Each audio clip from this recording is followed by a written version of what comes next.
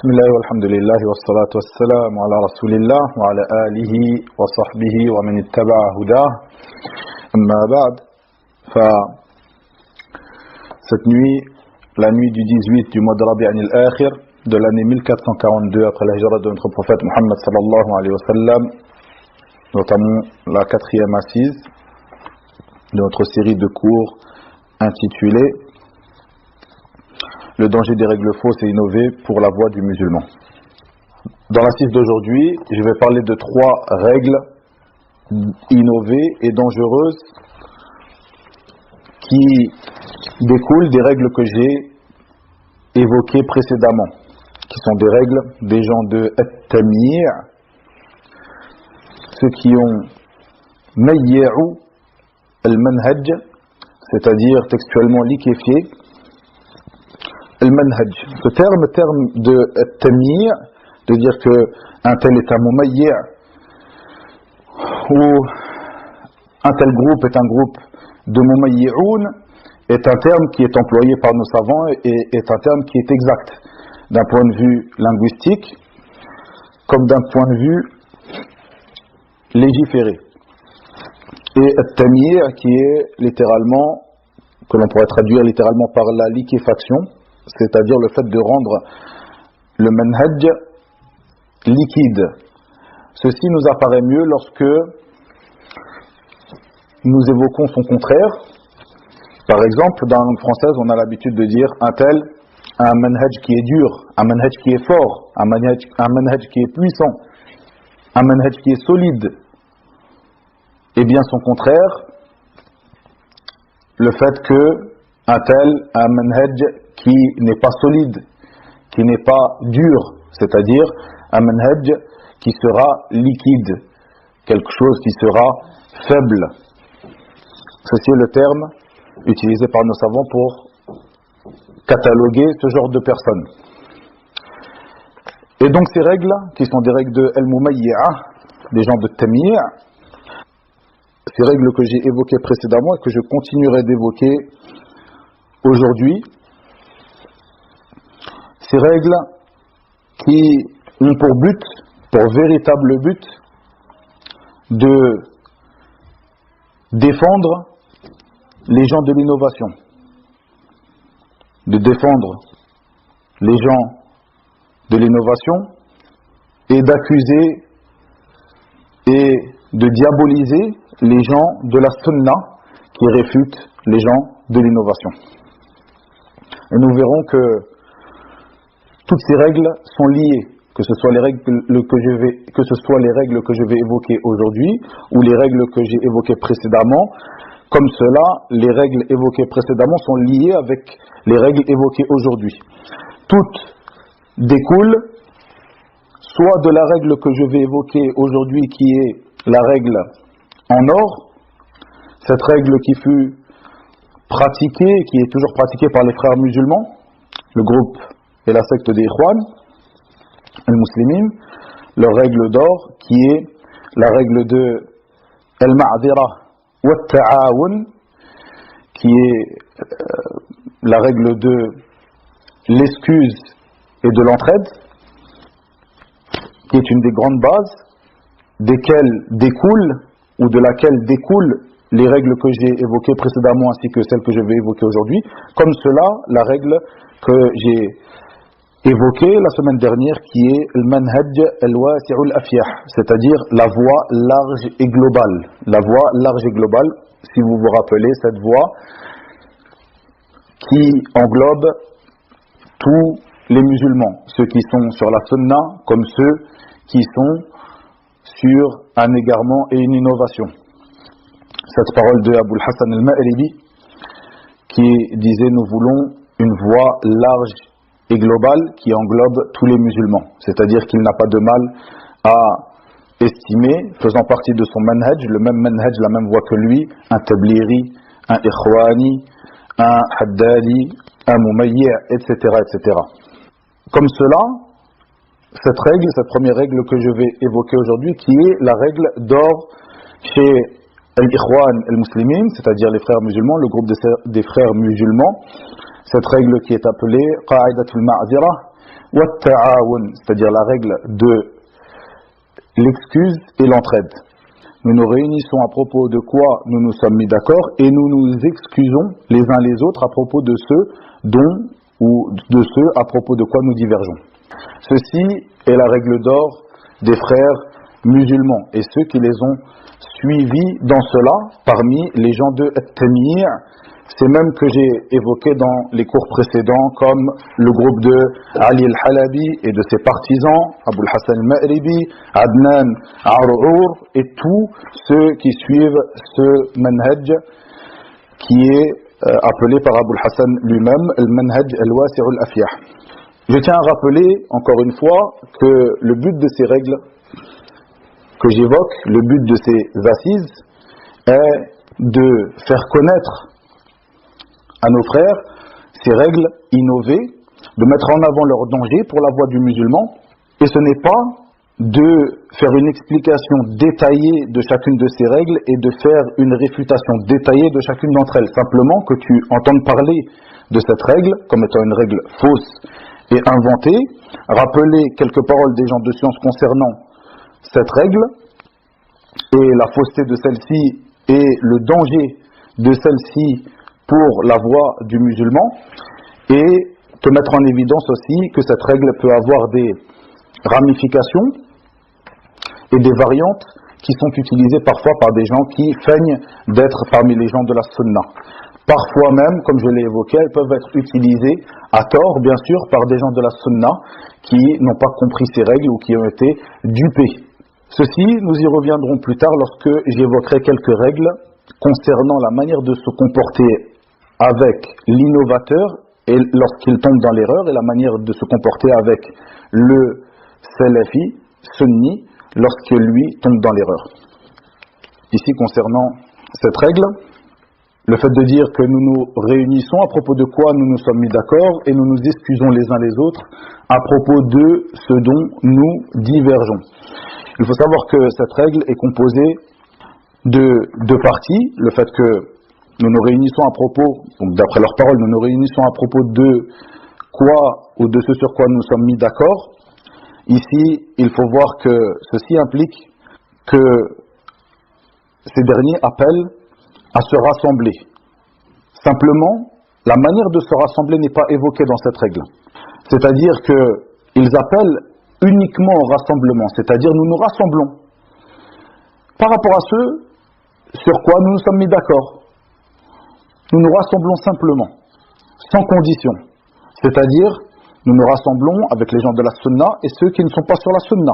Nous nous rassemblons avec les gens qui ont une partie, qui suivent en partie la sunna et en partie qui sont des innovateurs. Ceci, sans aucun doute, cette manière de se rassembler est une manière fausse et erronée. C'est pour cela que le rassemblement, le fait de se rassembler, doit être conditionné par le fait de se rassembler sur le livre d'Allah et la sunna du prophète sallallahu alayhi wa sallam selon la compréhension de nos pieux prédécesseurs. Comme cela, nous voyons que cette règle implique la manière de se comporter face à la divergence. Ils disent donc, et nous nous excusons les uns les autres, à propos de ce sur quoi nous divergeons. Ici, il faut savoir que la divergence est de plusieurs sortes.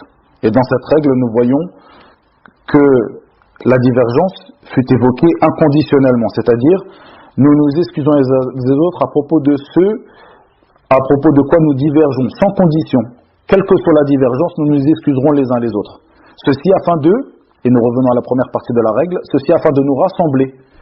Il faut savoir que la divergence est de plusieurs sortes. Il y a une divergence qui touche au sujet de la croyance et du manhaj, comme cela une divergence où l'un des deux parties aura contredit un texte clair et authentique parmi les textes du Coran et de la Sunna, où il aura contredit un consensus. À partir de là, que ce soit la première, c'est-à-dire une divergence sur les sujets qui ont attrait à la croyance ou au manhaj, comme cela une divergence où l'un des deux parties va à l'encontre d'un texte clair, du Coran et de la Sunna ou un consensus, ce genre de khilaf, ce genre de divergence ne sera pas accepté. Et on ne pourra pas se réunir avec quelqu'un qui divergera avec nous par rapport à l'une de ces choses-là. Il y a aussi la sorte de divergence qui est autorisée. C'est la divergence qui viendra, qui aura pour base al-ijtihad, c'est-à-dire l'effort d'interprétation. L'effort d'interprétation d'un savant qui a la possibilité, qui a la science pour prétendre à faire cet effort d'interprétation.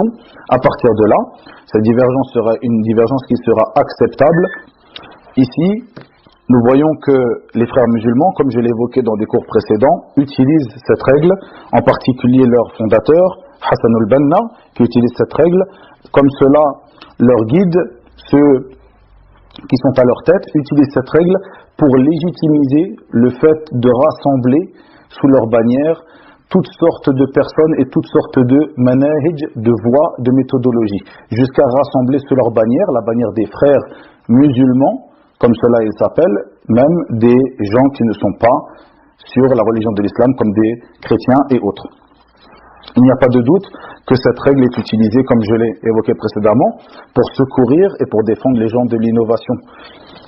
Nous voyons que nos savants ont parlé sur cette règle, comme ceci. Nous voyons que Cheikh Ibn Baz fut interrogé, Cheikh Ibn Uthaymin, Cheikh Al-Fawzan, Cheikh Rabi' Ibn Hadi, et autres que eux, tous se sont exprimés, les savants de la sunna, sur cette règle en disant que cette règle est une règle qui est fausse, comme cela Cheikh Ibn Baz dans une fatwa.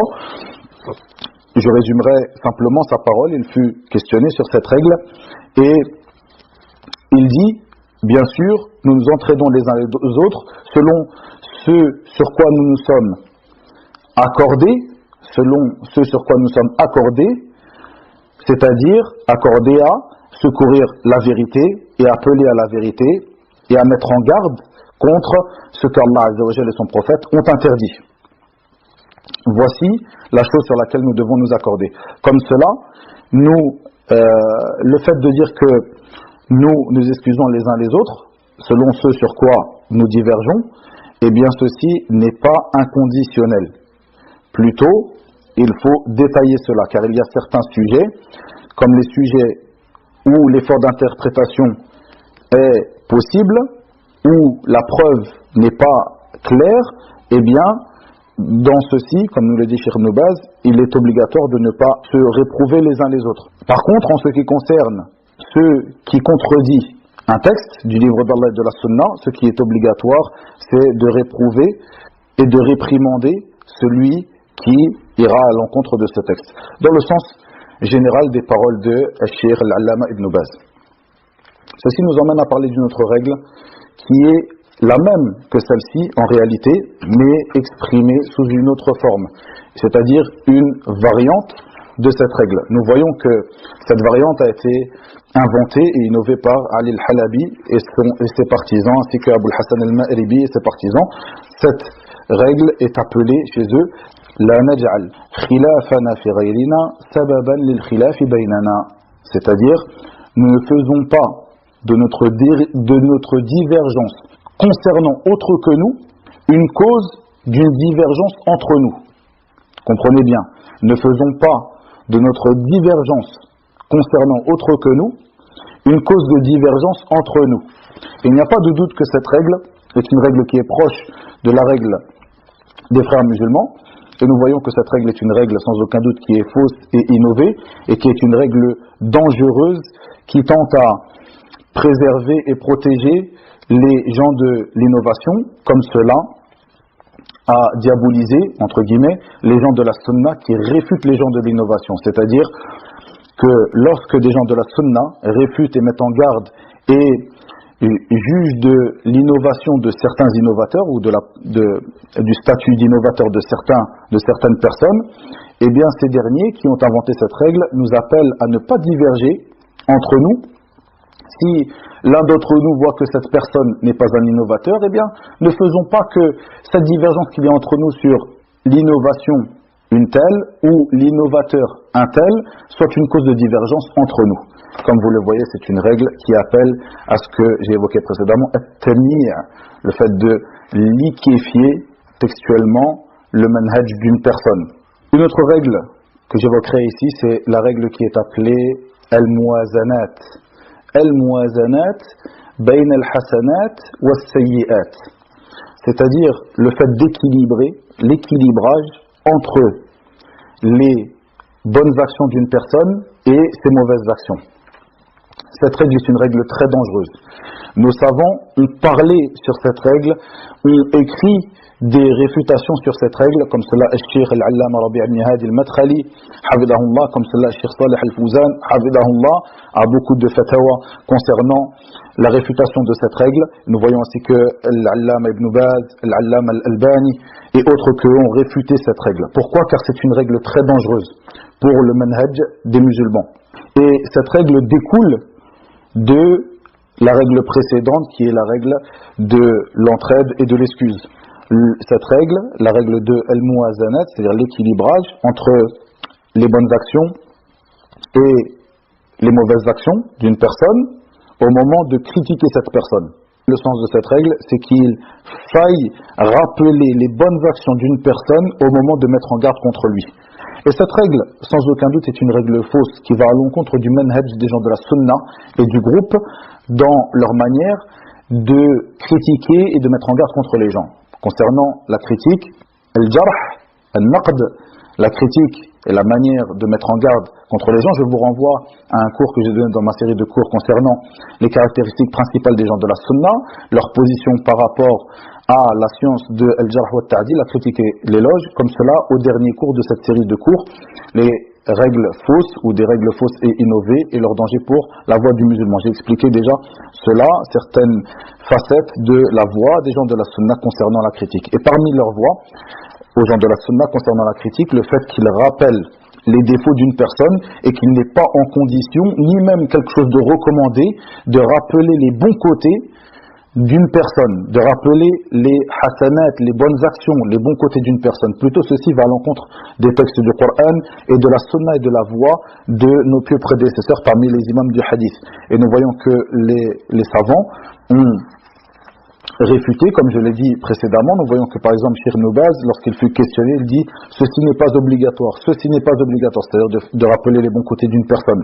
Et il dit, lorsque tu lis les livres des gens de la sunna, tu trouves que ce qu'ils veulent par cela, c'est bien de mettre en garde contre la personne. C'est-à-dire lorsqu'ils mettent en garde, c'est leur but est de mettre en garde. Lis par exemple les livres de l'imam al-Bukhari, comme son livre Khalq Af'al al-Ibad, comme ceci, le livre de Al-Adab dans son Sahih, comme cela, le livre de As-Sunnah de Abdallah ibn Ahmad, le livre Kitab al-Tawhid de l'imam ibn Khuzayma, comme cela, Raddu Uthman ibn Sa'id al-Darimi, rahimahullah ala ahl al-bid'ah, et autres que cela parmi les livres qui ont été écrits par nos imams, lorsqu'ils mettent en garde contre les gens de l'innovation, ce qu'ils veulent par cela, c'est réfuter et mettre en garde, c'est-à-dire ils réfutent pour mettre en garde, comme ceci nous le dit Cheikh Ibn Baz rahimallah. Ici il nous dit il réfute afin de mettre en garde contre le faux de ces gens qu'il réfute.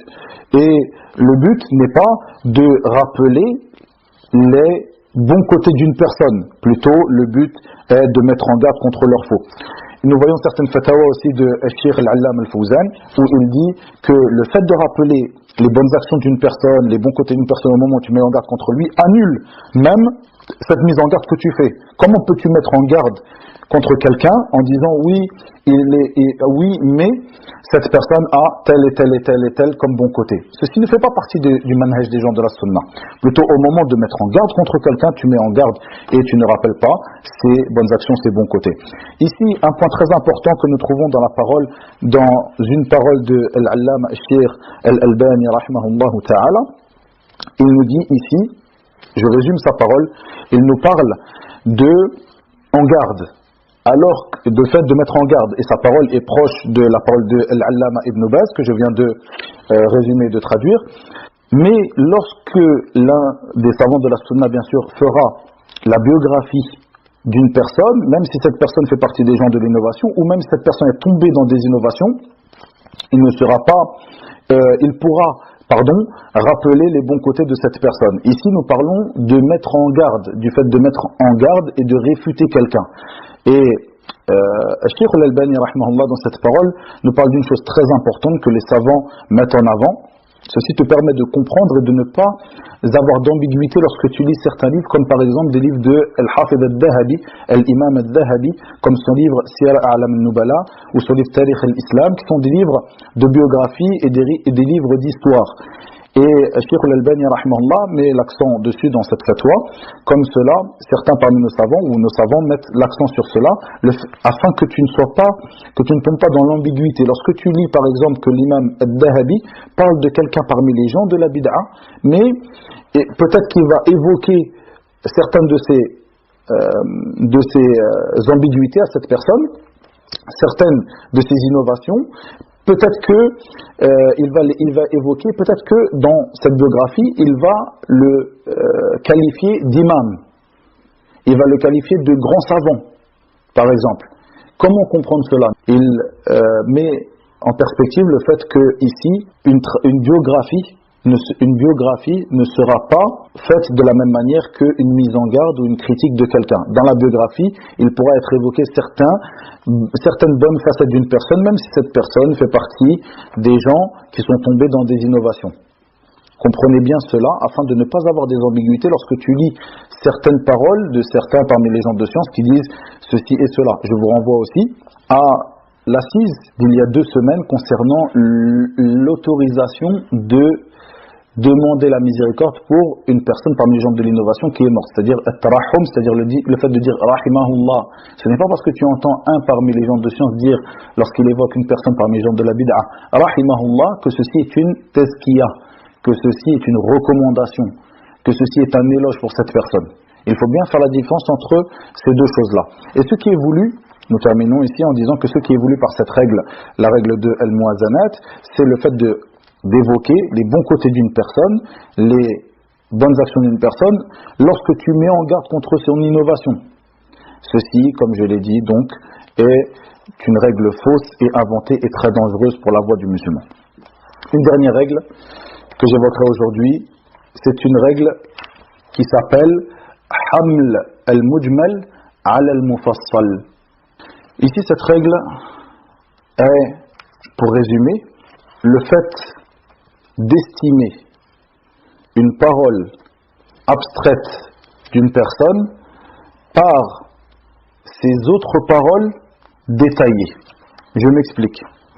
Faites bien attention à cette règle, car elle est employée par beaucoup de gens parmi les gens de l'innovation et beaucoup de gens qui sont ignorants de cette règle et de la portée de cette règle. Et nous voyons que Cheikh al-Allama Rabi' ibn Hadi al-Madkhali Hafidahullah a plusieurs réfutations de cette règle qui sont des réfutations très minutieuses et détaillées. Lorsqu'il réfute Abul Hassan al-Ma'ribi, il détaille le fait que cette règle est caduque, est fausse et est très dangereuse pour la voie du musulman. Il faut donc bien la comprendre. Haml al-Mujmal ala al-Mufassal, le fait d'estimer la parole abstraite d'une personne selon ses autres paroles détaillées. Je m'explique, c'est-à-dire lorsqu'une personne a une parole qui est une parole qui a l'air en apparence générale, abstraite, non détaillée, et cette parole est une parole qui contredit la voie des gens de la sunna. Cette parole est une erreur. Eh bien, ceux qui appellent à suivre cette voie, suivre cette règle, te disent ne te précipite pas, même si cette parole est une erreur, même si cette parole va à l'encontre de la voie des gens de la sunna, regarde son mufassal, regarde sa parole détaillée dans d'autres endroits. Et à partir de là, tu donneras un jugement sur cette personne et non sur cette parole isolée. Et à partir de là, tu donneras un jugement sur cette parole isolée, non par cette parole isolée, mais par ses autres paroles. Ceci est une erreur, ceci est une règle qui est fausse. Faites bien attention. Cette règle est applicable aux gens de l'innovation comme aux gens de la sunna. C'est-à-dire que même si une personne de la sunna, qui est connue comme étant une personne de la sunna, qui est un savant de la sunna, dit une parole qui est une erreur, qui va à l'encontre du manhaj, se trompe, eh bien, tu ne devras pas dire « Ah, cette parole, je ne donne pas de jugement dessus, je ne réfute pas cette parole », bien sûr ici on parle des savants qui se réfutent entre eux, afin de démontrer le vrai du faux. Donc tu ne devras pas te dire « Je m'arrête, je ne réfute pas cette parole », car cette personne est une personne qui est connue comme étant des gens de la sunna, et sur ce même sujet, il a dit des paroles plus détaillées dans un autre endroit. Donc ces paroles détaillées, j'estimerais cette parole qui est abstraite, qui est une erreur, par ces paroles détaillées qui sont véridiques. Cette règle, ayyuha al-ikhwa, est une règle très importante de bien comprendre cela pour bien comprendre comment se comportent les savants entre eux et comment se comportent les savants envers les gens de l'innovation. Le but de cette règle est, encore une fois, de défendre les gens de l'innovation.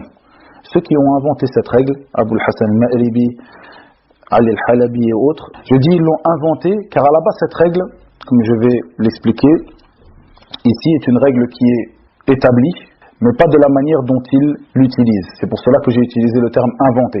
C'est-à-dire que cette règle, lorsqu'ils l'utilisent comme cela, est quelque chose qu'ils ont inventé. Ils ont inventé cela afin de défendre, encore une fois, les gens de l'innovation. Je vous donne un exemple de la manière dont ils utilisent cette règle.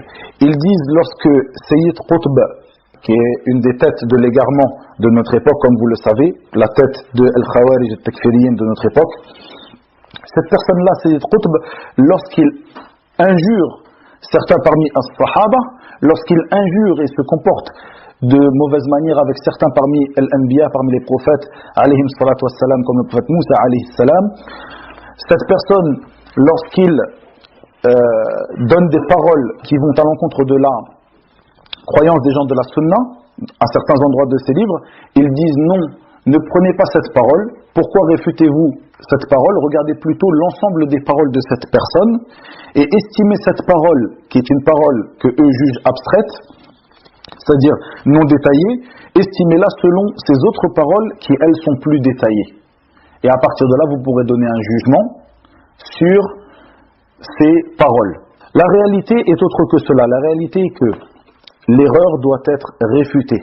Et il n'est pas une condition, avant de réfuter l'erreur, de regarder toutes les paroles d'une personne afin de voir si cette erreur-là, il l'a faite à ce moment-là, mais qu'il a des paroles qui sont en concordance avec la voix des gens de la sunna concernant le même sujet à d'autres endroits. Ceci n'est pas une condition, bien au contraire. Si les gens de la sunna avaient pratiqué cette règle-là, il y aurait beaucoup de faux qui se seraient mélangés avec le vrai, beaucoup de faux qui se seraient mélangés avec le vrai jusqu'à ce que les gens de la masse n'auraient pu distinguer le vrai du faux. Je reviens ici en disant que cette règle, à la base, est une règle qui est établie, comme le dit l'imam Shawkani, rahimahullah. Il rapporte le consensus concernant cette règle, le consensus des gens de science concernant le fait que cette règle ne doit être appliquée que à al-Ma'soum, l'infaillible, le prophète Muhammad sallallahu alayhi wa sallam. C'est-à-dire que cette règle est une règle établie, mais à qui elle s'applique? Elle s'applique au prophète sallallahu alayhi wa sallam. C'est-à-dire que pour comprendre une parole, et ceci est un sujet qui est traité dans les fondements de la jurisprudence, la science de Usul al-Fiqh. C'est-à-dire que les paroles du prophète sallallahu alayhi wa sallam, afin d'être comprises, eh bien, nous devrons prendre l'ensemble de ces paroles, afin de comprendre une parole qui sera peut-être isolée, abstraite, non détaillée. Nous devrons prendre ces paroles sur le même sujet à d'autres endroits, dans d'autres ahadiths où il l'aura plus détaillé afin de comprendre d'autres paroles sur le même sujet qui ne seront pas détaillées. Comme je l'ai dit, l'imam Shawkani rapporte l'ijma', le consensus sur le fait que les gens de science donc sont d'accord sur le fait que cette règle est applicable uniquement à l'infaillible, al-ma'soum, le prophète sallallahu alayhi wa sallam. Autre que le prophète sallallahu alayhi wa sallam n'est pas infaillible. C'est-à-dire que ce n'est pas une révélation. Le prophète sallallahu alayhi wa sallam recevait la révélation d'Allah tabaraka wa ta'ala. Autre que lui ne reçoit pas la révélation, donc il n'est pas infaillible.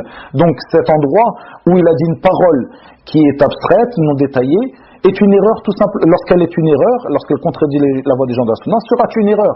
Et simplement, je terminerai ici par un exemple entre les gens de la sunna.